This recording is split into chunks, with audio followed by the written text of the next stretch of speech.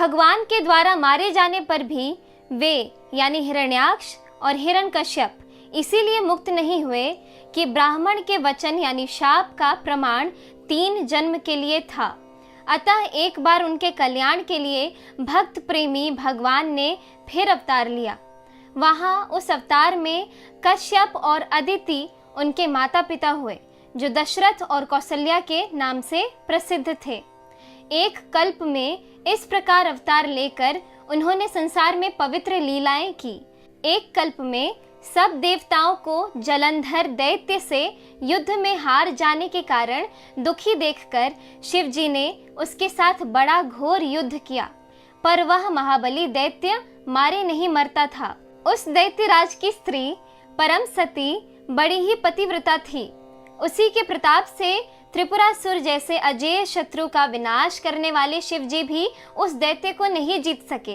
प्रभु ने छल से उस स्त्री का व्रत भंग करके देवताओं का काम किया। जब उस स्त्री ने यह भेद जाना तब उसने क्रोध करके भगवान को शाप दिया।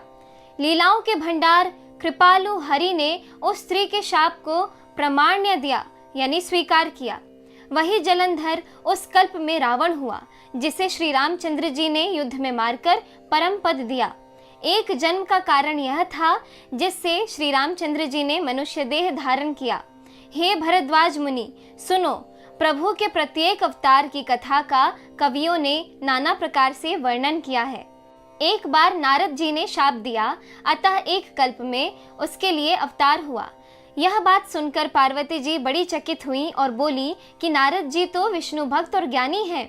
मुनि ने भगवान को शाप किस कारण से दिया? लक्ष्मीपति भगवान ने उनका क्या अपराध किया था? हे पुरारी शंकर जी, यह कथा मुझसे कहिए। मुनि नारद के मन में मोह होना बड़े आश्चर्य की बात है। तब महादेव जी ने हंसकर कहा, न कोई ज्ञानी है न मूर्ख। श्री रघुनाथ जी जब जिसको जैसा करते हैं वह उसी क्षण वैसा ही हो जाता है। इस एपिसोड में इतना ही। आगे की कथा सुनने के लिए कृपया मेरे YouTube चैनल से जुड़े रहें। धन्यवाद।